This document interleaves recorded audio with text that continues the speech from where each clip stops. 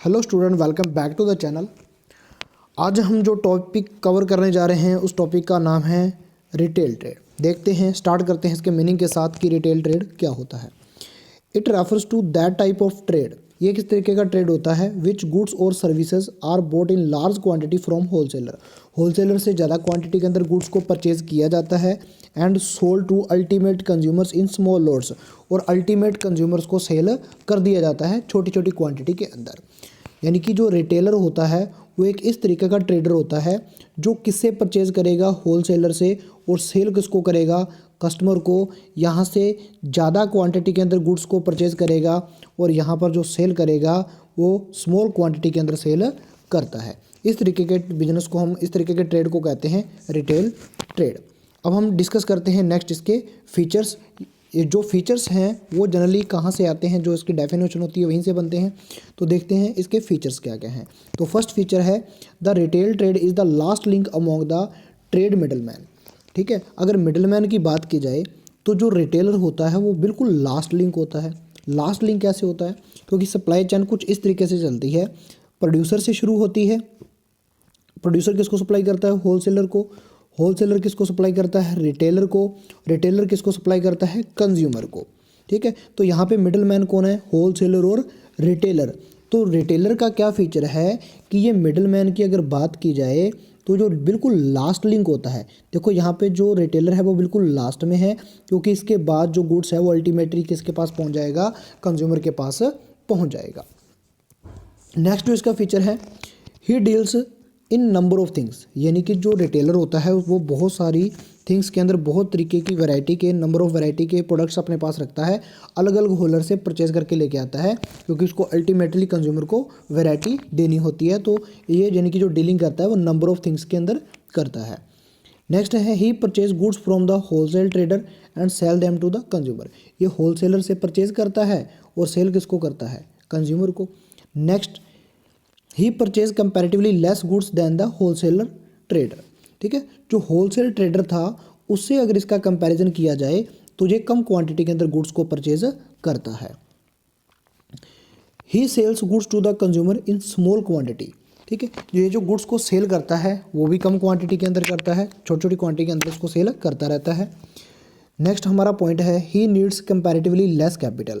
और जो retail trader होता है इसको कम कैपिटल की रिक्वायरमेंट होती है अगर कंपैरिजन किया जाए होलसेल ट्रेड से, क्योंकि होलसेलर को ज़्यादा क्वांटिटी के अंदर गुड्स परचेज करना होता है, तो उसके अंदर जो कैपिटल होती है वो ज़्यादा लगती है, और रिटेलिंग के अंदर जो कैपिटल है वो कम लगती है। इसी के साथ ही अगर देखा जाए तो होलसेल ट्रेड के अंदर गुड्स को स्टोर भी करके रखना होता है, तो गोडाउन वगैरह की भी ज़रूरत पड़ती है, वेयर हाउसिंग करनी होती है, उसके भी एक्सपेंसेस थोड़े बढ़ जाते हैं, इसलिए भी कैपिटल उसमें ज़्यादा लगती है। लेकिन रिटेलर के अंदर जो रिटेल ट्रेड है, रिटेलर को वेयर हाउसिंग की ज़रूरत नहीं होती, इसलिए इसको कम कैपिटल की रिक्वायरमेंट होती है। नेक्स्ट है ही often purchase goods both in cash and on credit. Generally अगर देखा जाए तो जो रिटेलर होता है ये होलसेलर से दो तरीके से परचेज करता है। कुछ पैसा उसको पहले दे देता है यानी कि ऑन परचेज के टाइम पे ही, और बाकी का जो क्रेडिट पे परचेज करता है वो पैसा उसको बाद में दिया जाता है जब वो अपने गुड्स को आगे सेल कर देता है। तो जनरली जो परचेज है वो कैश परचेज भी करता है और क्रेडिट परचेज भी करता है।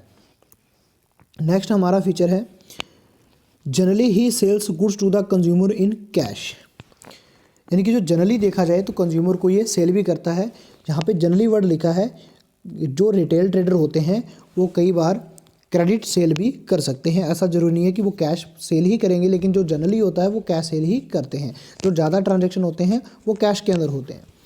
नेक्स्ट फीचर है रिटेलिंग का, he generally gives his shop pleasing getup. यानी कि जो रिटेलर होता है वो अपनी शॉप को थोड़ा सजा के रखता है। ठीक है, यानी कि उसको गेटअप करके रखता है ताकि जो कस्टमर्स हैं वो उसकी शॉप की तरफ खींचे चले आएँ। ठीक है, नेक्स्ट फीचर है he has personal relationship with the consumer. यानी कि जो रिटेलर होता है उसका पर्सनल रिलेशन होता है किसके साथ? कंज्यूमर के साथ। जैसे अभी मैंने यहाँ पे आपको सप्लाई चेन दिखाई थी, देखो यहाँ पे जो रिटेलर है उसका जो लिंक है वो देखो कस्टमर के साथ हो रहा है। ठीक है, तो ये पर्सनली क्या होते हैं? आपस में लिंक्ड होते हैं। नेक्स्ट है ही has to pay more attention to the condition of his shop, यानी कि वो अपनी शॉप की कंडीशन पर ज़्यादा अटेंशन देता है, जबकि जो होल सेलर होता है वो अपनी शॉप पर इतनी ज़्यादा ध्यान नहीं देता, क्योंकि उसका जो ज़्यादातर जो गुड्स होता है वो गोडाउन के अंदर होता है, वेयर हाउस के अंदर होता है। अब हमारा नेक्स्ट पॉइंट है, हम इसकी डिस्कस करने जा रहे हैं सर्विसेज, कि जो रिटेलर होता है इसकी सर्विसेज क्या क्या है। तो सप्लाई चेन के अंदर मैं फिर से यहाँ पे सप्लाई चेन बनाने जा रहा हूँ, क्योंकि प्रोड्यूसर से सप्लाई चेन स्टार्ट होती है, इसके बाद होलसेलर, होलसेलर के बाद रिटेलर, रिटेलर के बाद आता है कस्टमर। तो रिटेलर जो है वो यहाँ पे एग्जिस्ट करता है। तो देखो ये इसलिए दोनों दो के बीच है, ये किसके बीच है, होलसेलर के और कस्टमर के। तो जो सर्विस देगा अपनी, कुछ सर्विस तो ये प्रोवाइड करवाएगा होलसेलर को, और ये अपनी सर्विसेज किसको देता है, कस्टमर को भी देता है। ठीक है, तो हम दोनों के रिगार्डिंग इसकी क्या क्या सर्विस है उसको हम रीड करेंगे। तो पहला पॉइंट है हमारा सर्विस टुवार्ड्स होलसेलर, कि जो रिटेलर है वो होलसेलर को कौन कौन सी सर्विस प्रोवाइड करवाता है। तो हमारा फर्स्ट पॉइंट है टू प्रोवाइड नेसेसरी इन्फॉर्मेशन। जो रिटेलर होता है वो डायरेक्ट टच में होता है किसके, कस्टमर के। ठीक है, वो कस्टमर के डायरेक्ट टच में होता है,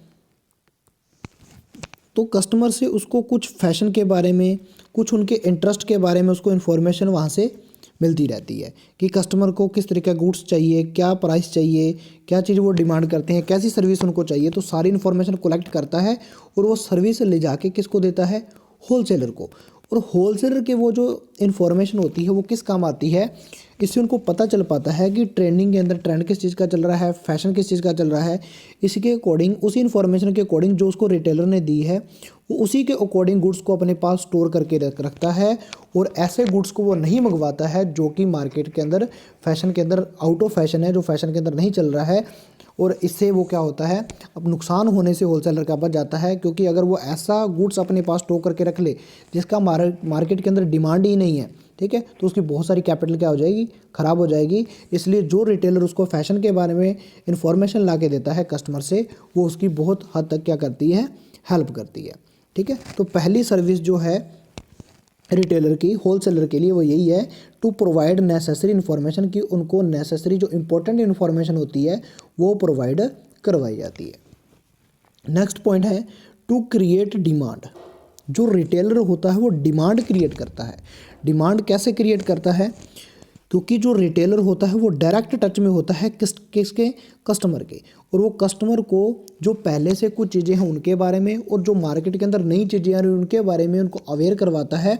ठीक है, उनके यूज़ बताता है, उनका इंपॉर्टेंस बताता है, जिससे कस्टमर उनके बारे में जान पाते हैं और उस गुड्स की क्या करते हैं, डिमांड करते हैं।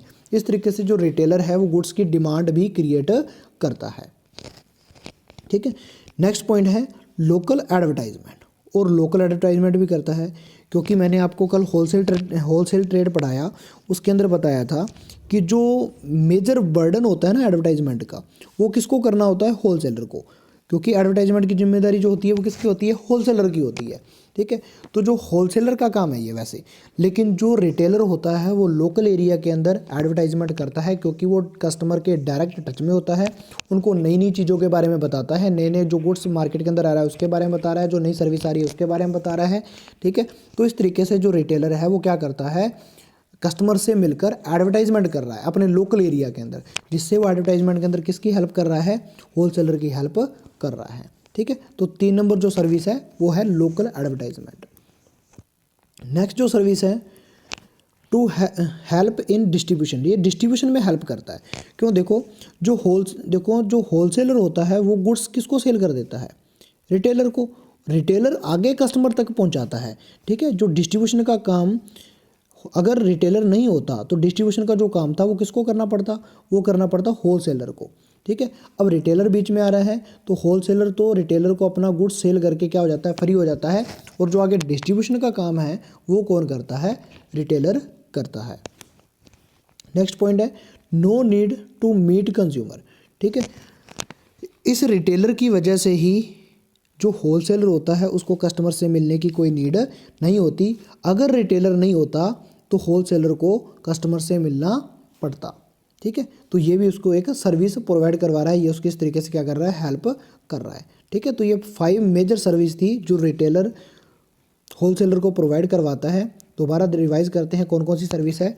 फर्स्ट पॉइंट है टू प्रोवाइड नेसेसरी इन्फॉर्मेशन। ठीक है, उनको इम्पोर्टेंट जो इन्फॉर्मेशन है वो प्रोवाइड करवाता है। To create demand, demand create करता है। लोकल एडवर्टाइजमेंट, लोकल एडवर्टाइजमेंट भी करता है। हेल्प इन डिस्ट्रीब्यूशन, डिस्ट्रीब्यूशन में हेल्प करता है। No need to meet consumer, उसको कंज्यूमर से मिलने की जो नीड होती है उसको ख़त्म कर देता है। वो जो होलसेलर है उसको कस्टमर से मिलने की कोई ज़रूरत नहीं होती। जो नेक्स्ट पॉइंट है वो है सर्विस टुवार्ड्स कंज्यूमर, कि जो रिटेलर है उसकी जो कंज्यूमर है उसके लिए कौन सी सर्विस प्रोवाइड करवाता है। तो फर्स्ट है supply of goods according to demand, कि कस्टमर की जैसी डिमांड होती है वैसी उनको सर्विस या वैसा जो गुड्स है वैसा प्रोवाइड करवा पाता है। A retailer has large number of consumer with different taste. ठीक है, यानी कि बहुत सारे जो कंज्यूमर होते हैं उनका अलग अलग टेस्ट होता है। He purchase things according to their taste, वो अपने इंटरेस्ट के अकॉर्डिंग, अपने टेस्ट के अकॉर्डिंग, अपने डिमांड के अकॉर्डिंग ही क्या करते हैं, गुड्स को परचेज करते हैं। In this way all the needs of consumer are satisfied. ठीक है, उनकी डिमांड का पता लगाकर, उनके टेस्ट का पता लगाकर जो रिटेलर होता है उसी गुड्स को होलसेलर से परचेज करके लेके आता है और उसको किसको प्रोवाइड करवा देता है, कस्टमर को प्रोवाइड करवा देता है। ठीक है, तो जो पहली सर्विस है वो है supply of goods according to demand, demand के अकॉर्डिंग उनको गुड्स देता है। Second, facility of purchase on credit, credit पर परचेज की फैसिलिटी भी देता है, क्योंकि जो होता है रिटेलर वो डायरेक्ट टच में होता है किसके, कस्टमर के। ठीक है, इनके जो कुछ पर्सनल रिलेशन भी होते हैं, तो जो रिटेलर और कस्टमर होते हैं इनके पर्सनल रिलेशन होने की वजह से इनको एक दूसरे के ऊपर क्या होता है, विश्वास होता है। तो जो रिटेलर है वो कस्टमर के डिमांड के अकॉर्डिंग उनको क्रेडिट फैसिलिटी भी देता है। ठीक है, नेक्स्ट जो सर्विस है home delivery of goods, goods की होम डिलीवरी भी करवाता है। जो रिटेलर होता है वो कस्टमर को होम डिलीवरी भी प्रोवाइड करवाता है। ठीक है, नेक्स्ट हमारा पॉइंट है stock of goods of every season, जो रिटेलर होता है वो हर सीजन का गुड्स अपने पास रखता है। जैसे कि अगर विंटर सीज़न चल रहा है तो वुलन के क्लोथ्स अपने पास रखेगा। ठीक है, अगर कोई समर टाइम चल रहा है, गर्मी का टाइम है, तो कुछ जो कॉटन क्लोथ होते हैं उनको प्रोवाइड करवा देता है। यानी कि सीज़न के अकॉर्डिंग जो अपने स्टॉक को चेंज करता रहता है ताकि कस्टमर को इजीली प्रोवाइड करवाया जा सके। ठीक है, stock of goods of every season, her season के गुड्स का स्टॉक रखता है।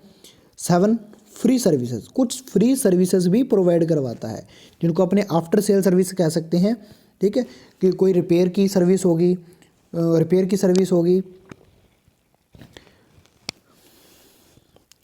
ये जो रिपेयर की सर्विस है ये कुछ टेक्निकल गुड्स पर प्रोवाइड करवाती है। जैसे कि देखते हैं इस पॉइंट को, a retail trader while selling his things assures the customers that if a particular things goes out of order it will be replaced और repaired free of cost.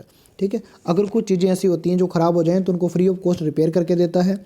Such things are usually refrigerator, television, radio, watches, sewing machines etcetera.